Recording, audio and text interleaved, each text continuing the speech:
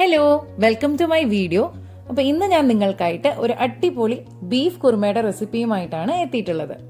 അപ്പം, ചപ്പാത്തി, ചോറ് ഇതിൻ്റെയൊക്കെ കൂടെ നമുക്ക് ഉപയോഗിക്കാൻ പറ്റുന്ന ഒരു സൈഡ് ഡിഷാണ് കുറുമ.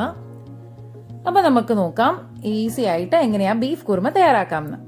അപ്പോൾ അതിനായിട്ട് അടികട്ടിയുള്ള ഒരു പാത്രത്തിലേക്ക് കഴുകി വൃത്തിയാക്കി വെച്ചിട്ടുള്ള 1/2 കിലോ ബീഫ് ഇട്ട് കൊടുക്കുകയാണ്. അപ്പോൾ നെയ്യോടുകൂടിയുള്ള ബീഫാണെങ്കിൽ ഈ കുറുമയ്ക്ക് നല്ല ടേസ്റ്റ് ഉണ്ടാവും. ഇനി ഇതിലേക്ക് നമുക്ക് ഒരു പിടി ചെറിയുള്ളി ചേർത്ത് കൊടുക്കാം.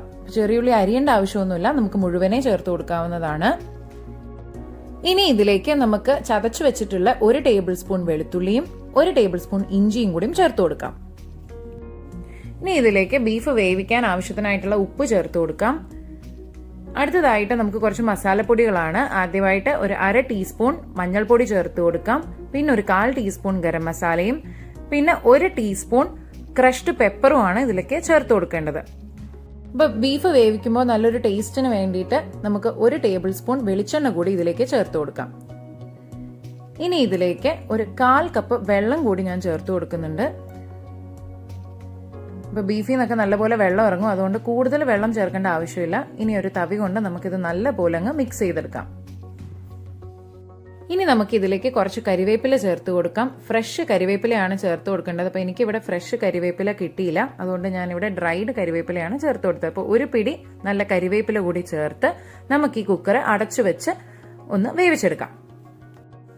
അപ്പോൾ നമ്മുടെ ബീഫ് ഇവിടെ നല്ല പോലെ വെന്ത് വിസിലൊക്കെ മാറി ആവിയൊക്കെ മാറി വന്നിട്ടുണ്ട്. അപ്പം എനിക്കിവിടെ ഒരു 4 മുതൽ 5 വിസിൽ വരെയാണ് എടുത്തിട്ടുള്ളത് ബീഫ് വേവാൻ വേണ്ടിയിട്ട്. അപ്പൊ ഇത് ബീഫിന്റെ വേവും അതുപോലെ കുക്കറിന്റെ ടൈപ്പൊക്കെ അനുസരിച്ച് ഈ വേവിൽ വ്യത്യാസം വരാം. അപ്പൊ നിങ്ങളുടെ കയ്യിലുള്ള ബീഫിന്റെ വേവ് അനുസരിച്ച് വേവിച്ചെടുക്കാൻ പ്രത്യേകം ശ്രദ്ധിക്കണം. അപ്പൊ ഞാനിവിടെ എടുത്തിട്ടുള്ള ബീഫ് നല്ല പോലെ വെന്ത് വന്നിട്ടുണ്ട്. അപ്പൊ അടുത്തതായിട്ട് നമുക്ക് ഈ കുറുമയിലേക്ക് ചേർക്കാനുള്ള അരപ്പ് തയ്യാറാക്കി എടുക്കാം. അപ്പൊ അതിനായിട്ട് ഒരു ചീനച്ചട്ടിയിലേക്ക് ഞാനൊരു 3 മുതൽ 4 ടേബിൾ സ്പൂൺ വെളിച്ചെണ്ണയാണ് ചേർത്ത് കൊടുക്കുന്നത്. ഇനി ഇതിലേക്ക് കനം കുറച്ച് നീളത്തിൽ അരിഞ്ഞിട്ടുള്ള 2 സവാള ചേർത്ത് കൊടുക്കാം. അടുത്തതായിട്ട് നമുക്ക് എരിവിന് ആവശ്യമായിട്ടുള്ള പച്ചമുളക് ചേർത്ത് കൊടുക്കാം. അപ്പൊ ഞാനിവിടെ നല്ല എരിവുള്ള 2 പച്ചമുളകാണ് ചേർത്ത് കൊടുക്കുന്നത്. ഞങ്ങൾ പൊതുവേ എരിവ് വളരെ കുറച്ച് ഉപയോഗിക്കുന്നവരാണ്. നിങ്ങൾക്ക് നിങ്ങളുടെ എരിവിന് ആവശ്യമായിട്ടുള്ള ഒരു 5 മുതൽ 6 പച്ചമുളക് വരെ ചേർക്കാവുന്നതാണ്. ഇനി ഇതിലേക്ക് നല്ല കരിവേപ്പിലയാണ് ചേർത്ത് കൊടുക്കേണ്ടത്. അപ്പൊ ഫ്രഷ് കരിവേപ്പില കിട്ടുമെങ്കിൽ അത് ചേർക്കുന്നതാണ് ഏറ്റവും നല്ലത്. എനിക്കിവിടെ ഫ്രഷ് കരിവേപ്പില ഇല്ലായിരുന്നു, നേരത്തെ പറഞ്ഞ പോലെ. അപ്പൊ ഇനി ഇതിലേക്ക് ചതച്ചു വെച്ചിട്ടുള്ള ഇഞ്ചിയും വെളുത്തുള്ളിയും 1/2 ടേബിൾ സ്പൂൺ വീതം ചേർത്ത് കൊടുക്കാം. പിന്നെ ഇതെല്ലാം കൂടെ നമുക്ക് നല്ലപോലെ ഒന്ന് വഴറ്റിയെടുക്കണം. നമ്മൾ ചേർത്തിട്ടുള്ള ഇഞ്ചി വെളുത്തുള്ളിയുടെ ഒക്കെ പച്ചക്കുത്ത് മാറുന്നത് വരെ നമുക്കൊന്ന് വഴറ്റിയെടുക്കാം. അപ്പൊ നമ്മുടെ സവാളയൊക്കെ നന്നായി വഴണ്ടു വന്നിട്ടുണ്ട്. ഇനി ഇതിലേക്ക് നമുക്കൊരു 1/2 ടീസ്പൂൺ മഞ്ഞൾപ്പൊടി ചേർത്ത് കൊടുക്കാം. അടുത്തതായിട്ട് നമുക്ക് ഈ അരപ്പിന് ആവശ്യത്തിനുള്ള ഉപ്പ് കൂടി ചേർത്ത് കൊടുക്കാം. ഇനി നമുക്ക് ഇതിലേക്ക് ഒരു 1/2 ടീസ്പൂൺ പെരിഞ്ജീരകപ്പൊടി ചേർത്ത് കൊടുക്കാം. അതുകൂടി ചേർത്തിട്ട് ഈ പൊടികളുടെ പച്ചക്കുത്ത് മാറുന്നത് വരെ നല്ലപോലെ ഒന്ന് വഴറ്റി കൊടുക്കാം. ഇനി അടുത്തതായിട്ട് ഞാൻ ഇതിലേക്ക് മല്ലിപ്പൊടിയാണ് ചേർക്കുന്നത്. ഒരു 2 ടീസ്പൂൺ മല്ലിപ്പൊടിയാണ് ചേർക്കുന്നത്. അപ്പൊ മല്ലിപ്പൊടിയുടെ പച്ചക്കുത്ത് മാറുന്നത് വരെ ഒന്നുകൂടി ഇതൊന്ന് വഴറ്റിയെടുക്കാം. ഇപ്പൊ മസാലയുടെ പച്ചക്കുത്തൊക്കെ മാറി നല്ല പോലെ വഴണ്ടു വന്നിട്ടുണ്ട്. ഇനി ഇതിലേക്ക് 2 ചെറിയ തക്കാളിയാണ് ഞാൻ ചേർത്ത് കൊടുക്കുന്നത്. ചെറുതായിട്ട് അരിഞ്ഞ 2 ചെറിയ തക്കാളി. അപ്പൊ നിങ്ങളുടെ കയ്യിൽ വലിയ തക്കാളി ആണെങ്കിൽ 1 തക്കാളി ചേർത്താൽ മതിയാകും. ഇനി ഇത് തക്കാളിയൊക്കെ വെന്ത് വരുന്നവരെ നമുക്കിതൊന്ന് അടച്ചു വെച്ച് വേവിക്കാം. ഇപ്പൊ തക്കാളിയൊക്കെ നല്ലപോലെ വെന്ത് വന്നിട്ടുണ്ട്. ഇനി നമുക്ക് വേവിച്ച് വെച്ചിട്ടുള്ള ബീഫ് അതിന്റെ വെള്ളത്തോട് കൂടി ഇതിലേക്ക് ചേർത്ത് കൊടുക്കാം. അപ്പൊ ബീഫ് കൂടി ചേർത്തിട്ട് നമുക്ക് നന്നായിട്ട് ഇത് ഇളക്കി യോജിപ്പിച്ചെടുക്കാം. ഇപ്പൊ ബീഫും നമ്മുടെ കുറുമയുടെ അരപ്പും കൂടെ നന്നായിട്ട് യോജിച്ചു വന്നിട്ടുണ്ട്. ഇനി ഇതിലേക്ക് നമുക്കൊരു 1/4 ടീസ്പൂൺ ഗരം മസാല ചേർത്ത് കൊടുക്കാം. അപ്പൊ ഗരം മസാല കൂടി ചേർത്തിട്ട് നന്നായിട്ട് അങ്ങ് ഇളക്കി യോജിപ്പിച്ചെടുക്കണം. ഇപ്പൊ ബീഫ് കറി നല്ലപോലെ കുറുകിയിട്ടാണ് ഇരിക്കുന്നത്. അപ്പൊ ഇതിലേക്ക് നമുക്ക് കുറച്ച് ചാറിന് ആവശ്യത്തിനായിട്ടുള്ള വെള്ളം ചേർത്ത് കൊടുക്കാം. അപ്പൊ ഞാനിവിടെ 1 കപ്പ് ചൂടുവെള്ളമാണ് ചേർത്ത് കൊടുക്കുന്നത്.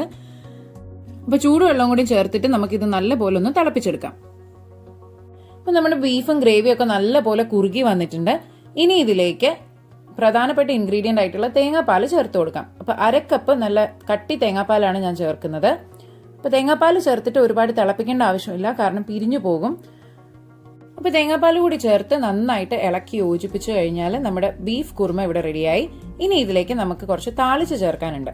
അപ്പൊ അതിനായിട്ട് ഞാനിവിടെ ഒരു ഫ്രൈങ് പാനിലേക്ക് ഒരു 2 ടേബിൾ സ്പൂൺ വെളിച്ചെണ്ണയാണ് ഒഴിച്ചു കൊടുക്കുന്നത്. അപ്പോൾ വെളിച്ചെണ്ണ ചൂടായി വരുമ്പോഴത്തേക്കും ഇതിലേക്ക് നമുക്ക് നീളത്തിൽ അരിഞ്ഞു വെച്ചിട്ടുള്ള ഒരു ചെറിയ സവാള ചേർത്ത് കൊടുക്കാം. സവാള നമുക്ക് ഒരു ഗോൾഡൻ ബ്രൗൺ നിറമാവുന്നത് വരെ നമുക്കൊന്ന് വഴറ്റിയെടുക്കാം. സവാള നല്ലപോലെ ഒന്ന് മൂത്ത് വന്നിട്ടുണ്ട്. ഇനി ഇതിലേക്ക് നമുക്ക് കരിവേപ്പില ചേർത്ത് കൊടുക്കാം. അപ്പൊ നല്ലപോലെ ഒരു കുറച്ച് കരിവേപ്പില ചേർത്ത് അതുകൂടി ഒന്ന് വഴറ്റിയെടുക്കണം. ഇനി നമുക്ക് ഈ താളിച്ചെടുത്തത് നമ്മുടെ ബീഫ് കുറുമയിലേക്ക് ചേർത്ത് കൊടുക്കാം. അപ്പൊ ഇങ്ങനെ താളിച്ച് ചേർക്കുമ്പോൾ ഈ ബീഫ് കുറുമയ്ക്ക് ഒരു പ്രത്യേക ടേസ്റ്റ് വരും. അപ്പൊ ഇതെല്ലാം കൂടി ഇനി നമുക്കൊന്ന് ഇളക്കിയെടുത്താൽ സ്വാദിഷ്ടമായ ബീഫ് കുറുമ ഇവിടെ തയ്യാറായി കഴിഞ്ഞു. അപ്പൊ ഈ റെസിപ്പി ഇഷ്ടപ്പെട്ടെങ്കിൽ ലൈക്ക് ചെയ്യാനും കമന്റ് ചെയ്യാനും അതുപോലെ തന്നെ നിങ്ങളുടെ ഫ്രണ്ട്സിനും റിലേറ്റീവ്സിനും ഒക്കെ ഒന്ന് ഷെയർ ചെയ്ത് കൊടുക്കാനും മടിക്കരുത്. വളരെ ഈസി ആയിട്ട് എന്നാൽ നല്ല ടേസ്റ്റി ആയിട്ട് ഉണ്ടാക്കാൻ പറ്റുന്ന ഒരു ബീഫ് കുറുമയുടെ റെസിപ്പിയാണിത്. അപ്പൊ എല്ലാവരും ട്രൈ ചെയ്ത് നോക്കണം. അപ്പൊ ഇതുപോലുള്ള വീഡിയോസിനായിട്ട് എന്റെ ഈ ചാനൽ ഒന്ന് സബ്സ്ക്രൈബ് ചെയ്യാനും മറക്കരുത്. അപ്പൊ മറ്റൊരു വീഡിയോയുമായി നെക്സ്റ്റ് ടൈം കാണാം. അതുവരേക്കും ബൈ.